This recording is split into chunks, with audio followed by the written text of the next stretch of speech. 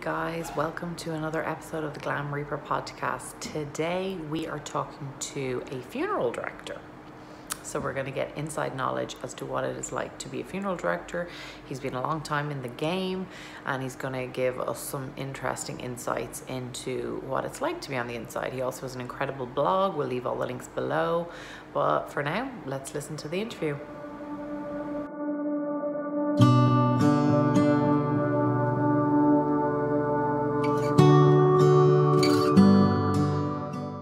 I want to talk to you about lots of things, but obviously, number one, would you say you're a funeral director? Is that like, your number one sort of career activity? I was licensed as a funeral director in 1980, worked at a funeral home, operated my own funeral home, sold that in 2013, almost 2014, and have been retired basically since. And I started doing Funeral Director Daily about 4 years ago and just enjoyed it. Yeah. And Funeral Director Daily, and I'm going to leave the link just for anybody who's listening, is a blog that I have actually questions about, but it's a blog that I love. I tune into and get daily, and I find it to be just a nice, refreshing summation of what's going on in the industry. And, because we're all busy, and that's what blogs sort of really essentially became popular for, is that people could get all this condensed information in one spot. And, it worked out. So, but Funeral Director Daily, do you know much about your readers? I was about to say your listeners, your readers. I mean, are we all of industry? Do you know? No, fascinating. You're not all of industry. I try to keep it very inexpensive. It started as a hobby, just to be mentoring funeral directors. I had somebody who told me you could go do this. Some funeral directors might be interested in hearing. And I did that for a while with about 24 readers and sent out an email every day. But I saw every once in a while, I saw some growth from it.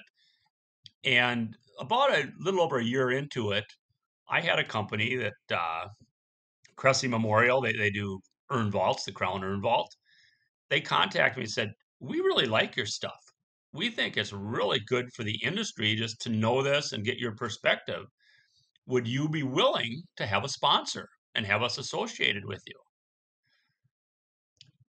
And I had to think about it, because taking a sponsor meant that it's no longer a hobby and it was a commitment. And but I also had things like MailChimp and security bills and GoDaddy and different bills I had to pay, that I thought, if I had a sponsor or two, they would help me pay those bills. And so that's where I went with it. It's growing by leaps and bounds. As to if I know my readers, I only know them. I get a list every day of who opens the story and the number, but it's by email names. So many are simple. Like if it says Joe at FCI, well, Joe is with Service Corp International, or Fred at Jones Funeral Home. You can Google Jones Funeral Home and find out who that is. But I think I have several types of readers. I have working funeral directors who are young, learning the business. I have business owners. I have, and I know this from the emails, the addresses, I have virtually all the CEOs of the big public companies. I have people over across the pond who are CEOs of companies over there. Um, I have mortuary college professors and things like that. And then there's a certain amount well, the other one I have a lot of financial people, and the financial, because I do write articles on the public companies once in a while. I do have some people that are stockbrokers and things like that. And then finally, I have like people from my church that just say, they hear I do this, and they say, "Well, we read it just because we think it's interesting." And so that also, I have all those constituencies. Also, I will say I have suppliers in the death care industry, people that supply the cemetery industry or casket companies or things like that. that is why I try to keep my articles really, really varied. I know like today's article was on the annual report for Dignity PLC in Great Britain. There's not a lot of young funeral directors that care about reading that, but there are the funeral business owners over here and the SCI people and stuff. So I know every day that I'm going to get a certain amount of readers depending on the topic. Yeah, I well believe that, and it's interesting, especially when I knew we were going to be talking. I was paying even more attention to what subjects that were coming up and whether I clicked or whether I wanted to click into them, and what I thought about them in the moment. And definitely there's certain parts, and it you've hit the nail on the head. It just goes to show to the type of personalities and what we do for a living that makes you click a Correct. certain thing. Like for me, my three things I've always gone on about are pre-planning, the digital space and what happens after we die, and the Yep. environment. And so anytime you have any of those, I'm in. When it's those financials and those you assessing them, I'm like, no, no, because it And just like doesn't speak and to like my brain. today, I've also learned that when you get the email, I only get about 50 words to try to convey what the article is about. Now, you talked about digital post life, but today, if you get into the article, it's really about digital marketing and how Dignity PLC has. There's a lot of statistics of what they've done with digital marketing and how they believe 50% of their consumers, I think it is now quoted in there, is coming from digital marketing. Yeah. Well, I'd well believe that. I have to say, because I'm often asked to consult with companies on their different marketing techniques and sort of because social media is huge now, and the funeral death industry can't ignore it, just like no other industry can ignore it. I mean, I'm not to say that, when somebody passes away, somebody jumps onto Google, finds the local funeral director, but some people actually do that. And then in terms of funeral directors themselves, like marketing to them, where are they? They're on Instagram, they're on Facebook, they're on LinkedIn. So these are the places where still to meet people in that industry as much as it is anywhere else. Like you can't not have an online presence in this current day and age. You just can't if you're in business and want to succeed. But it's amazing to watch how your blog has gone from strength to strength, Tom. And I know I featured, so I'm a little biased in saying that it's pretty good. um, but it does touch on a lot of different topics, and one of the things that I wanted to touch on, because you did it quite recently, is all these alternative death these alternative dispositions. Sorry, death is the wrong word. Dispositions after we die. So, you've got Katrina's Recompose going from strength to strength from what it looks like in Seattle. And she's actually got competitors now, which I never knew about. What is your thoughts on all of these alternatives?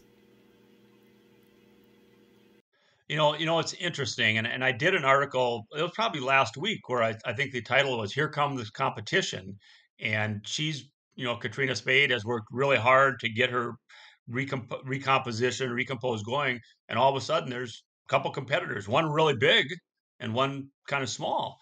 Um, but it's not something that I would think about today. The human composting, but in 1970, which is 50 years ago, Americans only cremated 5% of the people. And now we're up into the 60% bracket.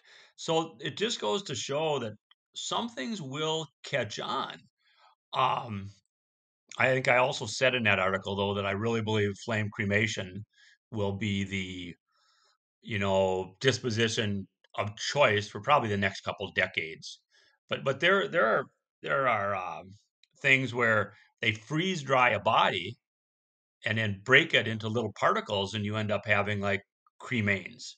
And it's interesting that I talked to somebody in that type of industry, and they were questioning on how fast these type of things will catch on.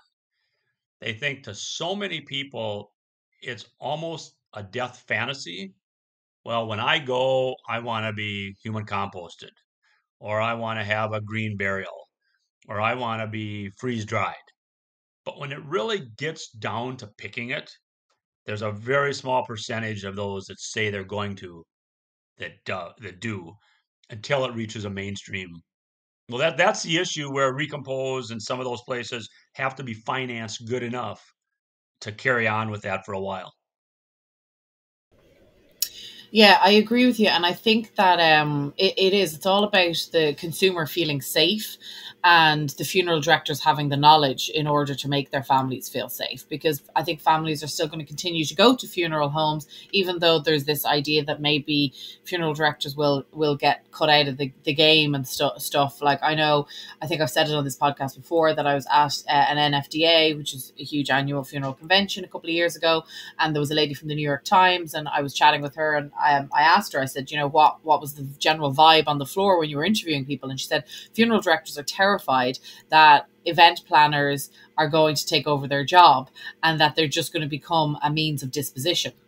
Now, as an event planner, I don't agree with that. I think that's crazy. I think people will always need and rely on funeral directors, but I do think funeral directors need to open their eyes and embrace, you know, a new people that like new ideas that are coming up, and there is all these millennials and, you know, all of these people who are coming up with these new innovative ways of disposition and ways to celebrate life and ways to mourn death. We need to be paying attention to them because they're not coming up with it for nothing. It's like when you know, people turned their noses up at Facebook and Amazon, that'll never work. And now look at it. So, you know, as you say in the blog, you don't have to run with every cool new idea, but you have to open your eyes, embrace it, and see how it could potentially work in your community. I was going to say to that end, I just heard like 15 years ago, people thought when it was brought up that Amazon might replace Sears as a number one retailer, people said that'll never happen. That'll never happen. And look at today. Yeah. And now look at, and it's actually terrible. I could not live without Amazon. Like, shocking. As a Yeah. single woman in New York City, it's like those packages at my door. Thank God.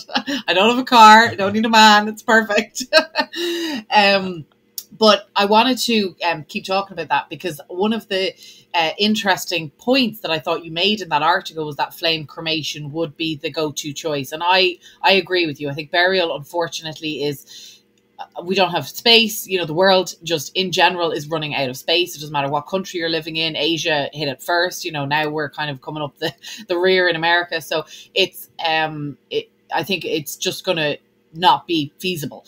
And so you've got cremation, but cremation in itself, there's obviously a lot of talk about it, and hence why all these new methods of disposition are coming up. In itself, the old cremation we all knew was dirty. You know, it creates a kind of an idea that there's the smoke and that we're physically going up into the ether, you know, parts of us. Um, like, do you think that in itself could be and will be sort of reinvented? Like, for example, you know, we've got the retorts themselves have changed. They've evolved over the last couple of years. You know, limiting the emissions that are going out into the environment and stuff like that. So potentially there's a way to evolve that particular, you know, method as opposed to just creating something new.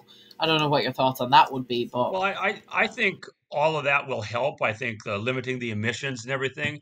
But I'm a pretty firm believer, and I have a friend who has a alkaline hydrolysis machine, and if he would do it at the same price and say, do you prefer cremation with water and chemicals or flame cremation? He says they will all choose alkaline hydrolysis, the vast majority. But they do it as a premium.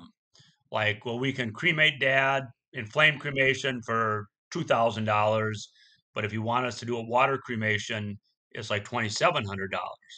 And it talks about the environmental issues and all that. And about a third of his choices still go with the alkaline hydrolysis. So I think that, and you think about electric cars out there today, the Tesla and things like that. I'm fortunate in more ways than one. Um, I've got 26-year-old and 22-year-old sons, and just watching how they listen to music or watch television or make their decisions, I think these forms of disposition, especially alkaline hydrolysis, if it can be tied to an environmental positive situation, will grow rapidly. I think it's got I think it's got more potential than the human composting, simply because the human composting, it takes a month, and the alkaline hydrolysis is very much like cremation, a matter of hours. So I think there is an element to environment.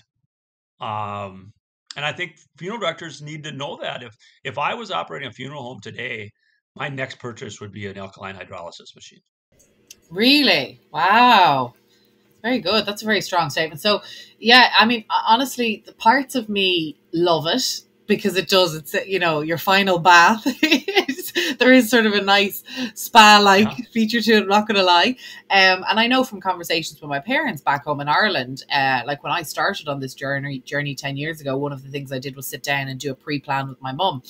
And I got to find out lots of interesting things about her and her wishes. And it is fascinating what people's perceptions are. Like, I don't want to be buried because I don't want to be cold in the ground and the maggots to get me. Okay, but you're going to be dead, right? I don't want to be cremated because what if I'm burnt alive? So people have these, and so the alkaline hydrolysis definitely does sound like a sweeter way to go. But then part of me has these, and again, because we're all human and we just have these ideas that we're still present somehow when we're being disposed of, is that we've Yep. seen all the horror movies of bodies being put into liquid and just frying basically in the liquid, and that's how the murderer gets rid of his victim. Yep. Into the vat of Exactly. acid. Not giving anybody any ideas out there, by the way.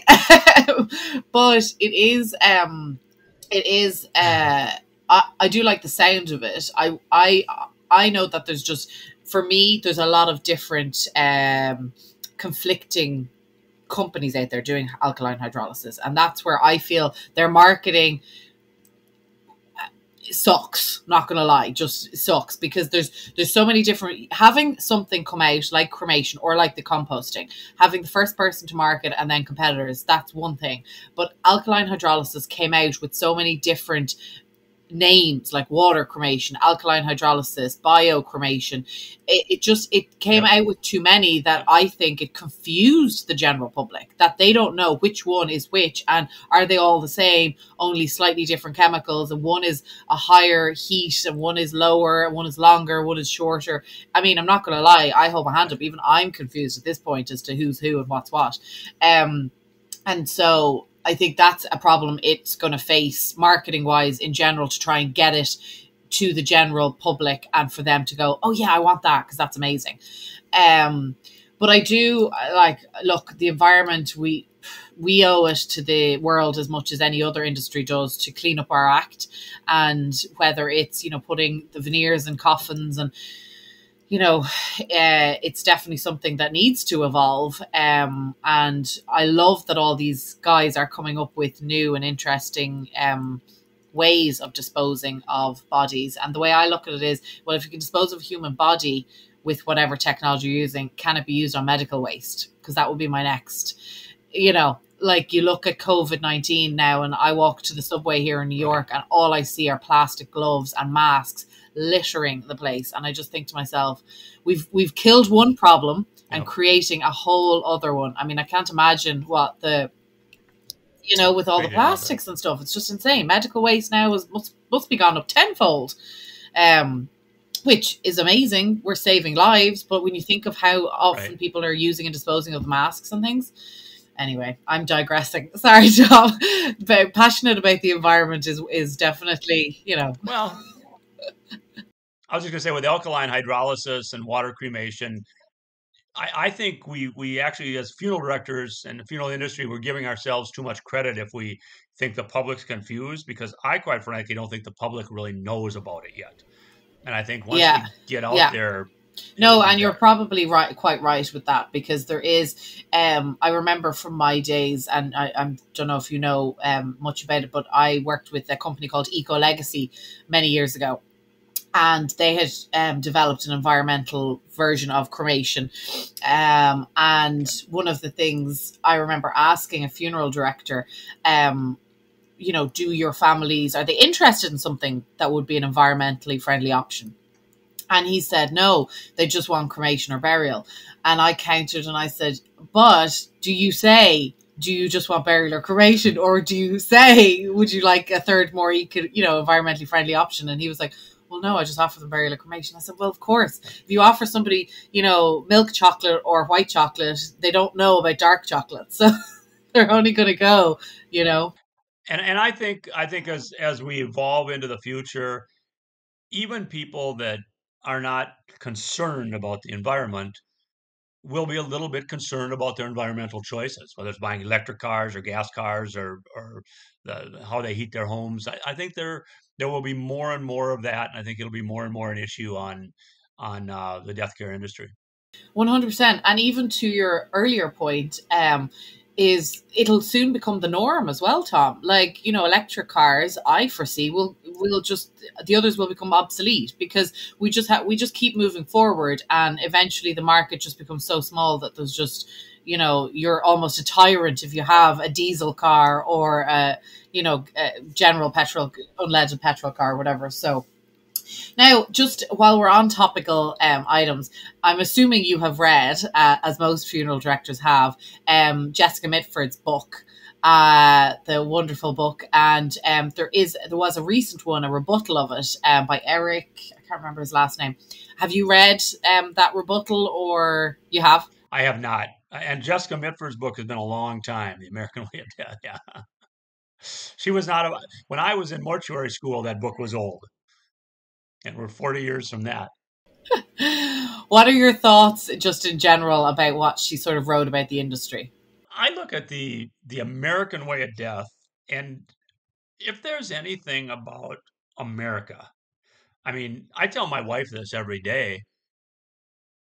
Once the pandemic came on, what country in the world has started selling designer masks and masks that go with your dresses? America is doing it. They wore masks in Asia for years, and it's always just a medical type mask. But we've started a little industry about it now. But I think you go and my family is no different. My great grandfather arrived in Minnesota as a Swedish immigrant in 1872, and he was trained as a cabinet maker. So he started building coffins in the small community we're in when people died. And we have records of our first funeral, first casket sold, coffin sold, was 5 years before Custer's last stand. That puts in perspective. Custer's last stand was 1876. We have a record of selling a coffin in 1872. So he started out as a cabinet maker that built coffins. His son then went to the first class of morticians at the University of Minnesota, and they operated a cabinet furniture store that when somebody died, they brought them there, embalmed them. Actually, they did that in some of the homes, and were able to show them. From there, we evolved into, in 1923, I think it was, we built a home for funerals, which was really new in America at the time, that it moved out of somebody just buying a casket or coffin and bringing it to the church or their home and showing it. We built a home for funerals. And we've evolved into a crematory, a place that we can have receptions. Over the years, we've evolved into all of that. And I don't think, and it's about that family making a living for themselves going forward. So, yes, they ended up not making caskets. They bought them from Batesville or Aurora for $500 and sold them for 1,000. But we did get into this purveyor of death care, which Mitford talked about, that they're businessmen. Well, I don't think there's anything wrong with being a businessman. And the market, just like you talked about electric cars, if electric cars start selling, well, the people that make gas cars are going to go downhill and electric ones go uphill. So I think the funeral industry, the death care industry, is a business. We're an evolving business.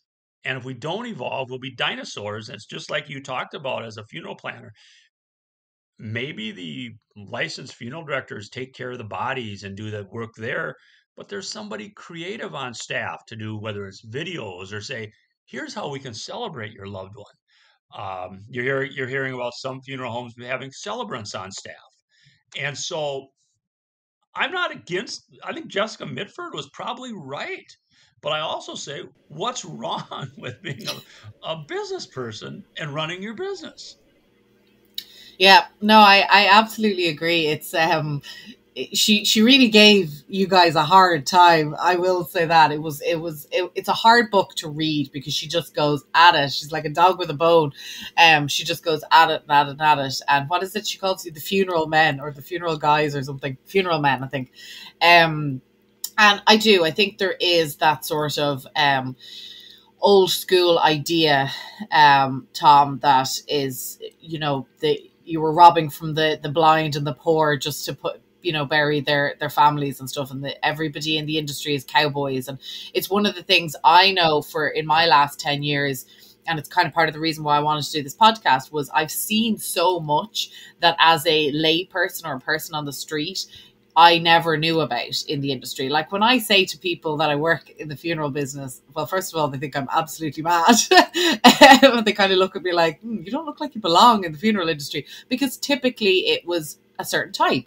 And, I tell people I go to conventions and that I could go to a convention every week for a year. And there's that many funeral conventions in the world. And they're, what? And then I write for a funeral magazine. What? You have magazines? I'm like, it is an industry, people. It is an industry.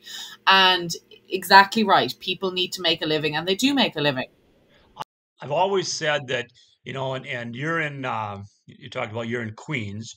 If I asked you about what do you think of the United States Congress, you would say, well, they're a bunch of idiots. And I'd say, what do you think of your congressman or congresswoman? And say, oh, he or she is not too bad. And I've compared that with funeral homes because people always say, what do you think of funeral directors? Oh, they're a bunch of crooks. They charge too much money. They do this, they do that. And you say, well, what about the funeral director that took care of your dad or mom? And they say, oh, he's a great guy. He's a wonderful guy. And so we're a little in that wavelength. We get thought of in a group, but then we also get thought of better as individuals. It is true. And actually, to that point, what are your thoughts on people like, say, Caitlin Doherty, or, there's a Little Miss Funeral and Modern Mortician. There's all these sort of, they've become celebrity death influencers, or people who are, I guess, bringing the idea of what we do to the fore and to the media. What are your thoughts on those? Well, it's not my cup of tea. We used to have a philosophy at our funeral home that we ran a good funeral if nobody knows we're there. It just flows. It goes out. Uh, Now, bringing advice to a consumer is great. Uh, and I have nothing wrong with Caitlin Doherty or new ways of doing funerals. But if you do it and slam the other people who are good people and are, my community in a town of 35,000 people, how I handle my community and our norms and mores are much different than the norms and mores of a city like New York City. And so if somebody would slam me for doing this an improper way, well, that's the way it's done in our community. So I think they used to say politics is a local business. I think funeral directing is a local business. And none of us know how that business really is somewhere else unless we've been there. 100%. I couldn't agree with you more, Tom, because as somebody coming from little old Ireland, but I lived in Dublin, which is the city, even in Ireland itself, a funeral in Dublin, when I wrote my first book, a funeral in Dublin costs vastly different to a funeral in Galway and is treated differently. In rural Ireland, we're still doing wakes. In Dublin, the removal, that's kind of the new wake, has almost been removed because the financial cost of it. And I don't want to say it's just financial, as in that it's the funeral homes. It's not. It's people's time. People don't have time anymore. And I think COVID, unfortunately, from what I've seen, again, now I'm in New York City, and I know 100% the work I do, say for example at Frankie Campbell's, is vastly different to if I was to work with, you know, your funeral home and a funeral home in Middle America. It's massively different. And but I think with COVID, what we've seen is that more and more people are going to choose things like direct cremation and having a memorial at a later time. Because unfortunately, funerals, this is going to sound awful, but sometimes they're an inconvenience. Sometimes the world has gotten so fast and so time conscious that it's like, I don't have time to mourn. I don't have time to, you know, sit and worry about this or plan this. And that breaks my heart, because I think it's such an important ritual, the funeral service, whether you do it at immediate time or do it at a late I date. agree with you. And I used to have a pastor, I worked with who said funerals should be inconvenient. Families should stop and recognize that this life has been lived. And I agree with you. And COVID is not going to help things, because we are getting used to doing something or not doing something. And, you know, if it worked when grandpa died of COVID, the funeral home just picked him up and cremated him, and we went and got the ashes 2 weeks later. We didn't have a visitation, we didn't have the casket. Well, the consumers think, well, that worked for me. They may not necessarily know that they didn't get healing, you know, and it may move itself down. And I also worry about, I think permanent remembrance is incredible to have. I've written a lot of stories about, you know, my dad died when I was a teenager, and he never got to meet my wife, never got to meet my kids, but his grave is probably less than 2 miles from where I'm sitting today. And I go out there on his birthday, and I go out there on Father's Day, and I brought my boys out there. And it's always a remembrance that that life was lived. That person, they did have a grandfather, you know, my children, where when we have, because there's this stone, there it is. When we take away that permanent remembrance, I worry what's going to happen with, you know, who we are and where did we come from and things like that. I worry about that. And COVID is not helping in that. And again, I completely agree with you, Tom, because for one, I know myself from my own experience, and don't laugh at me when I say this, but I even did my TED talk on it. Like when we lost our dog, and I'm very lucky insofar as both my parents, my brother, we're all present and accounted for, and it's grandparents and elderly and unfortunately people who've been sick who I've lost. I have lost young friends, but we lost our dog that we had for 16 years. And when I say she was my best friend in the entire world, you know, she came all through my teenage years. I told her everything. It's probably a good thing she's gone, because she took all the secrets with her.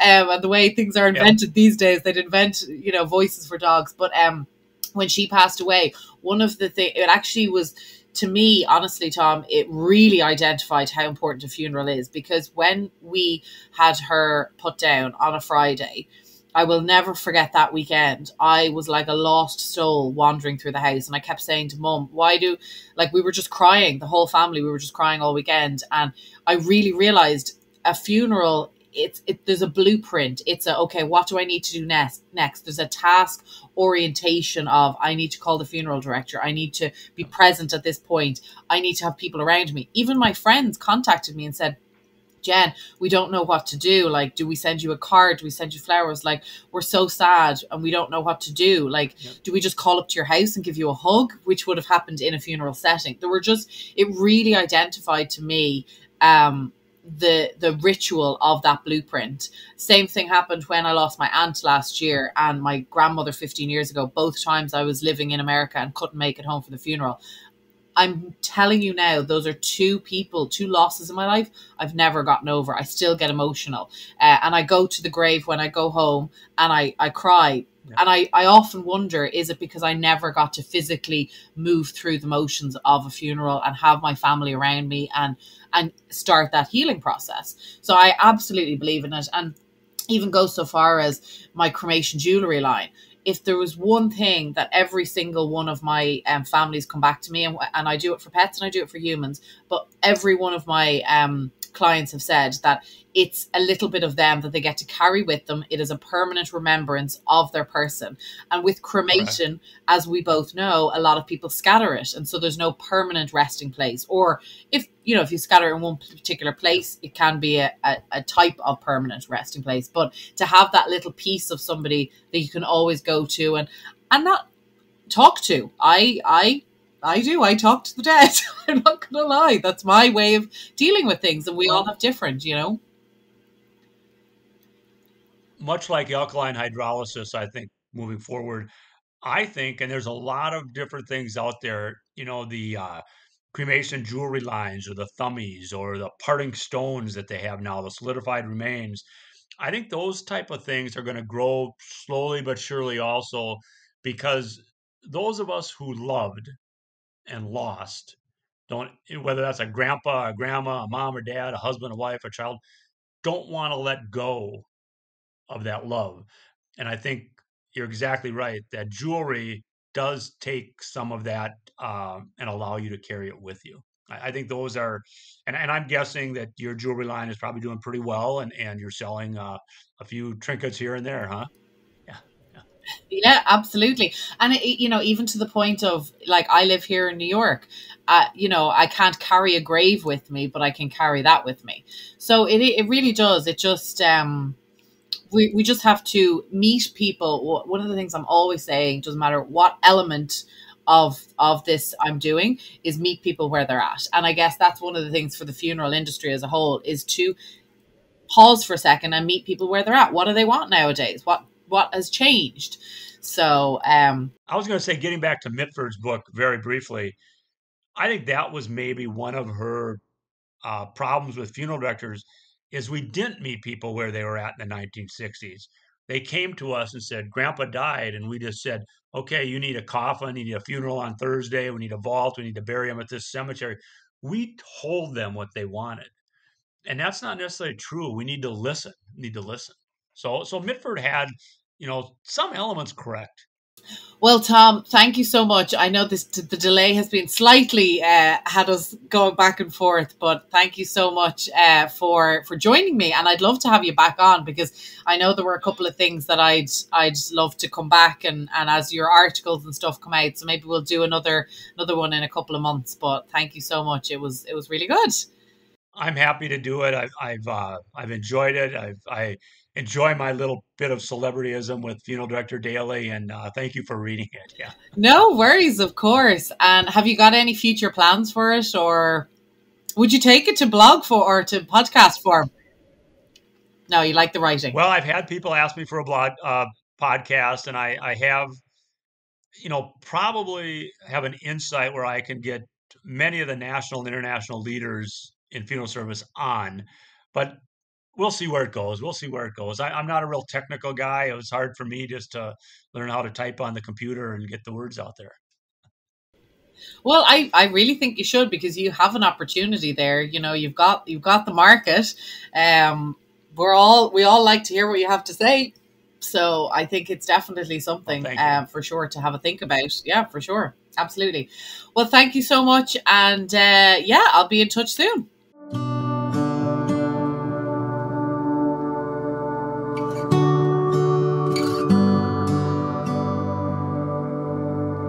Well, what do you think of Tom? I hope you liked him as much as I do. I think he's a really cool character. He's definitely somebody who probes the industry from the inside out. His blog is super interesting, so check it out in the links below. And stay tuned to next week. We'll talk to you later. Ciao for now.